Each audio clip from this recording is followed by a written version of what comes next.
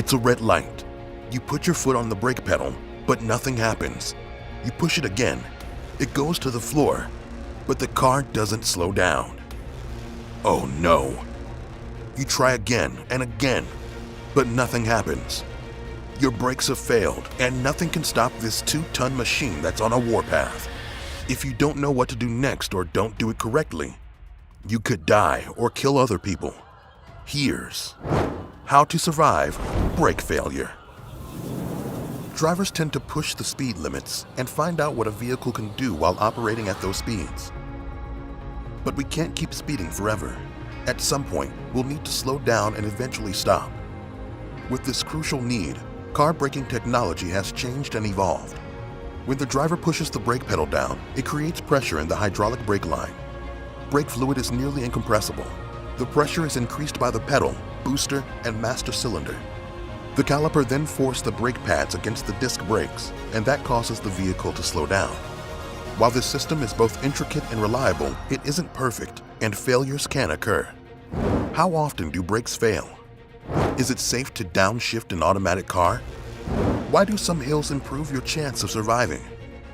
In 2013, an elderly California driver's Cadillac experienced brake failure. His car went speeding across a lawn, became airborne, and landed on a roof. Luckily, no one was hurt. So if you're driving and the brakes fail, what could you do to survive? Step 1. Alert everyone.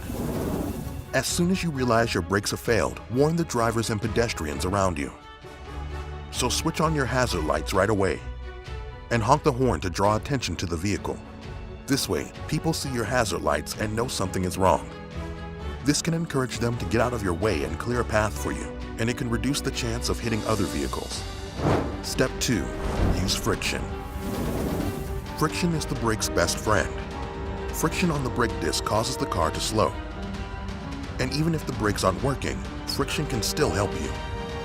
If the roads are clear and you're able to do this, start zigzagging the car. Use the friction of the tires on the road to help reduce speed. If that's not enough, try driving over small plants and shrubs on the side of the road. In this case, your life is more important than the vehicle. So another thing you can do is carefully drive against the guardrail. This will also help to reduce speed. Step 3. Use the e-brake. Vehicles have 2 braking systems. The primary system is the foot brake, and the secondary system is called the hand brake, emergency brake, or e-brake for short. The e-brake bypasses the hydraulic system. Instead, it uses a metal cable that connects to the rear brakes. If your main brakes fail, the e-brake should still work. It doesn't have enough force to stop the car, but it's a big help in slowing it down. The e-brake works best if you use it slowly and carefully. If you apply it too rapidly, the rear brakes could lock up and force you into an uncontrolled spin. And keep holding the release button down if there is one. Step 4. Downshift. If the car has a manual transmission, slowly begin going down the gears. This is known as engine braking. You may have heard 18-wheelers doing this. The idea is to go to a lower gear at higher RPMs or revolutions per minute. This creates more torque through the transmission and a vacuum inside the manifold that the pistons have to fight against.